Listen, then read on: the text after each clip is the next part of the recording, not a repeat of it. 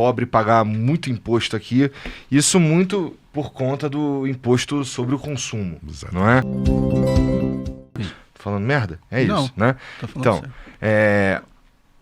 cara, qual que é a grande dificuldade de mexer com isso, então, tendo em vista que eu sei que o presidente não manda em tudo, ele não é assim, mas a gente tá indo pro terceiro governo do Lula e Quinto do PT, né? Um foi interrompido, né? Sim, é verdade. Da Dilma. Mas deve ter uma gigantesca dificuldade para andar com isso, né? Porque isso é uma questão desde sempre do Brasil, né? O Lula devia estar falando disso quando ele estava lá no sindicato. Veja bem, desvendar a concentração de renda no Brasil e que quem paga imposto de consumo ou na produção é a maioria do povo brasileiro, sempre foi muito difícil. E nós conseguimos isso, que 80% dos brasileiros declararam que eram favoráveis que se cobrasse imposto dos bancos, das bets e dos bilionários. É uma forma de traduzir isso, né? E também o movimento a favor do fim da escala 6x1, que a juventude começou a tomar condições, com consciência também, das condições de trabalho, trabalhar 10, 12 horas de segunda a sábado, né, para ganhar até R$2.000. Nós estamos falando do empacotador, da caixa, do açougueiro, do padeiro, do trabalhador em geral de serviço, do comércio. Então, essa questão é uma questão, talvez a questão mais importante do Brasil, além dos juros, né, é a estrutura tributária, porque a Europa resolveu isso no século XIX, ela fez uma reforma agrária, política e tributária, quando haviam grandes rebeliões camponesas, por causa que eram servos, a transição ainda do feudalismo para o capitalismo estava começando, e nas grandes cidades começaram grandes insurreições operárias também, porque eram as péssimas condições de trabalho. E a Europa acabou fazendo. O Brasil não fez a reforma agrária quando teve a abolição da escravidão, não deu nem educação, nem voto, nem terra. Se o Brasil tivesse feito uma reforma agrária, que fez depois, não? Porque quando vem a imigração de milhões de europeus para o Brasil, uma parcela importante recebeu terra, principalmente no sul do país. E nunca houve. E reforma política, nós vivemos de ditadura. Até 30 não havia democracia. De 37 a 46 foi a ditadura do Estado Novo, e de 64 até 85, ou a Constituinte 88, também nós tivemos uma ditadura. Mas o Brasil, por fim, com a Constituição de 88, implantou uma democracia, um Estado democrático de direito, e mais importante do que isso, criou um Estado de bem-estar social. É aí que cria o SUS, a educação pública, a Previdência, a Lei Orgânica de Assistência Social. O país cria uma forma de... Mas não fez a reforma tributária. Aí ficou o ônus que nós estamos arrastando desde 88 de como financiar o investimento do desenvolvimento do país e como financiar o Estado de bem-estar social. Porque se você não aumenta o investimento, você não aumenta a produtividade, não industrializa o país, não aumenta a renda média. Tem uma hora que você se esgota o modelo de você distribuir renda sem crescer, entendeu?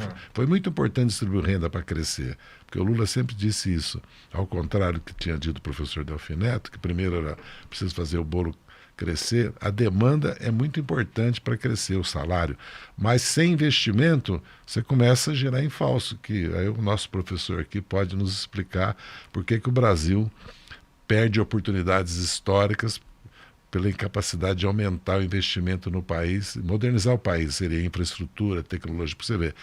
Se nós olharmos o mundo hoje, a corrida tecnológica que levava 50 anos, né? Depois levava 30, agora leva 5 anos, muda. Você vê, nós já estamos na robótica, não, nós já estamos na inteligência artificial. Você mesmo acabou de falar da inteligência artificial. E o Brasil precisa correr atrás disso. Como a nossa infraestrutura. Nós não temos uma autopista que liga Belém a São Luís, Porto Alegre a Belém ou São Luís. E nem as capitais que não são litorâneas, autopista como a Bandeirantes, quer dizer, falando autopista, 4 pistas de cada lado, com estrutura, tudo. O sistema ferroviário brasileiro, que melhorou muito nesses últimos 20 anos, né?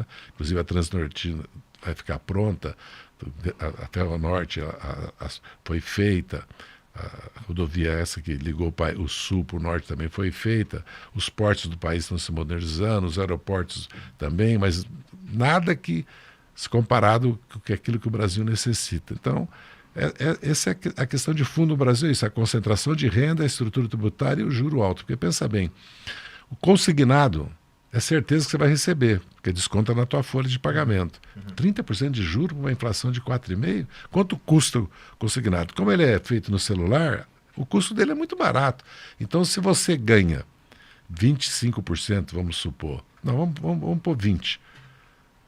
Depois de 3, 4 anos, você dobrou teu ativo, né?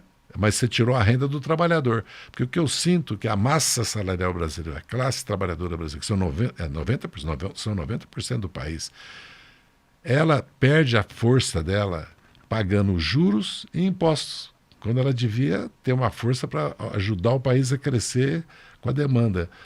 Essa expropriação da renda, inclusive da produção, do comércio, do serviço pelo capital financeiro no Brasil, porque nós temos o capital financeiro, os rentistas, aqueles que vivem de renda, mas temos aqueles que são os intermediários disso, que estão ganhando mais às vezes que os rentistas, que é a Faria Lima, né, que a gente chama. Então, quando foi tomada consciência disso, foi muito importante, porque o país começou a discutir, porque o importante é que, por que nós não mudamos isso? Por causa do Congresso Nacional. O Executivo e o Judiciário, quem faz as leis é o Congresso. Quem executa é o presidente. Quem compatibiliza essas leis com a Constituição ou julga os litígios é o Poder Judiciário. Então nós temos um problema no Brasil. O Congresso Nacional nem sempre tem uma postura, vamos dizer, progressista, uma postura de reformas, de renovação. Não que o Congresso Nacional não tenha aprovado leis importantes, não aprova leis importantes, porque aprovou aqui. Agora mesmo aprovou o Plano Nacional de Educação, aprovou o IVA, aliás, aprovou a tributação dos fundos offshore, que é lá fora, dos fundos exclusivos familiares e lucro sobre o caso próprio, e aprovou a própria isenção do imposto de renda e a taxação do 0,1%. Então, houve avanços, até por pressão da opinião pública, que pelas pesquisas eles se deram conta que não dá para ficar contra. É como o fim da escala 6x1. É difícil o Congresso não aprovar. O Congresso pode querer dar um prazo de 10 anos, há uma tendência de querer dar uma bolsa para os empresários, quer dizer, diminuir os impostos do empresário, mas falar não, sabendo que 70%, 80% do país aprova isso, porque realmente há uma insatisfação muito grande da juventude hoje, há uma desilusão, falta de esperança, porque passa ano e a vida não melhora. Apesar que o Brasil melhorou muito nesses últimos 30 anos, é só lembrar de qualquer cidade nossa 30 anos atrás e ver a cidade hoje, o Nordeste principalmente do país, ou mesmo eu, por exemplo, que vivi lá em Cianorte, Cruzeiro do Oeste. Cianorte, em 1975, era um buraco, porque tinha acabado o café pela geada, havia uma crise muito grande, então os armazéns abandonados, a rodoviária com uma luz piscando sem acender, os hotéis meio abandonados. Hoje você vai a Cianorte, você cai de costa. Então como é que o Brasil não mudou? Cianorte hoje é uma potência de moda, potência de roupa, exportação de roupas de criança, potência agropecuária, tem aeroporto, tem uma área verde fantástica, é uma cidade, né, e toda aquela região. Então, o Brasil muda, mas a desigualdade ainda é o grande problema do Brasil. Ô, Cobori, o que tu pensa? Ele mencionou a escala 6x1, cara.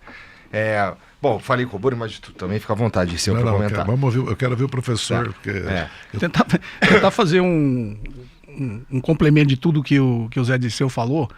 Primeiro, a estrutura tributária, né? Não adianta a gente tornar uma forma mais eficaz de cobrar tributos se a própria estrutura está errada, né? Já que o consumo, o imposto sobre consumo é quase a metade da arrecadação do Estado. Você coloca consumo e produção, passa da metade.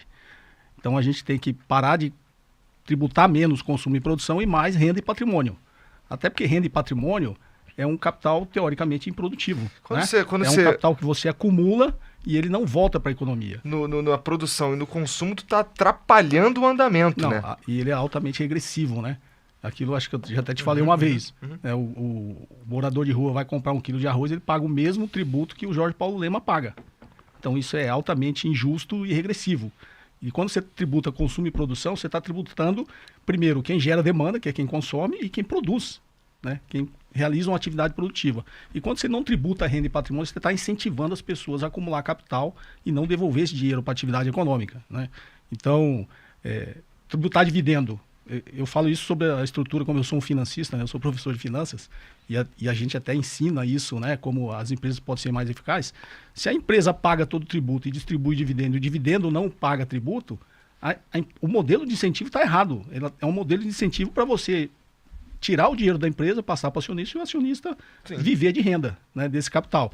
Porque quando você começa a tributar o dividendo, você tem um modelo de incentivo de que agora talvez compense eu deixar esse lucro, reinvestir o lucro em novos projetos da empresa para ela crescer. Então, a estrutura é completamente errada. Quando a gente olha para o lado da política, que você está questionando, isso não muda porque poder econômico é poder político, né? E o nosso sistema político, ele precisa ser reformado. E a gente também, nós enquanto eleitores, e aí meia-culpa de todos nós que votamos também, a gente tem que chegar à conclusão que não adianta se votar num executivo com um projeto de país e um legislativo que não concorda com aquilo. É contraproducente você fazer isso. Então, e ainda mais no nosso sistema do presidencialismo de coalizão, é quase um parlamentarismo, que o Congresso, o presidente da Câmara é quase um primeiro-ministro, né? O executivo não consegue passar realmente os projetos que mudam a estrutura da nossa economia. Então, está sempre em coisas meio paliativas, né? E o governo, pelo menos os governos mais alinhados à esquerda, está sempre tentando remediar, né, todas as injustiças que existem no nosso sistema, no nosso modelo econômico. Mas aí quando a gente vai para o mercado financeiro, existe essa pressão do mercado financeiro, que o Zé estava falando do capital rentista, e aí um pouquinho trazer o que me ocorreu quando o Zé estava falando, assim, às vezes me ocorre algumas coisas. Quando você pega um fundo de private equity, que é um fundo de capital privado, que tem muito na Faria Lima, e eu costumo brincar, até porque eu negociei muito com esses fundos, quando eu trabalho com fusões e aquisições, eu brincava que o fundo de private equity é aquele cara que ele compra o pé de laranja, espreme todas as laranjas e mata o pé de laranja, né? Ele quer tirar o máximo de retorno possível no menor prazo possível. E quando você olha o modelo econômico nosso como todo, ele funciona dessa forma. Não é só a Faria Lima, não é só o fundo de private equity. A financiarização da economia, ou seja, a economia sob a lógica das finanças, está levando todos os países que seguem isso, infelizmente o Brasil segue, a gente abraçou o consenso de Washington, a revolução neoliberal, ou seja, a lógica das finanças sempre vai prevalecer, que a lógica das finanças eu só invisto em projetos em que vão me dar o maior retorno possível no menor prazo possível. E quando você faz isso, você está matando o seu pé de laranja. A estrutura da sua economia não vai evoluir, não vai ter um desenvolvimento econômico que é diferente de ter crescimento econômico. E aí lembro a Maria da Conceição Tavares que sempre falou, né? O povo não come PIB. Quando ela fala o povo não come PIB é isso, porque o PIB está bem, os números macroeconômicos estão bons, mas é um crescimento econômico que não se traduziu num desenvolvimento econômico. Porque só com desenvolvimento econômico a gente vai ganhar produtividade e essa produtividade, essa riqueza que a gente vai gerar, a gente consegue distribuir. Então a gente caminha na lógica neoliberal sempre para concentrar mais riqueza, gerar mais desigualdade e explorar cada vez mais a força de trabalho. E aí sobre várias formas na estrutura da economia, não é só explorar diretamente. Quando a gente está falando de carga tributária, eu estou explorando o trabalhador. Se o trabalhador pagar menos imposto sobre consumo, vai sobrar mais renda para ele. Isso vai se traduzir em atividade econômica, né?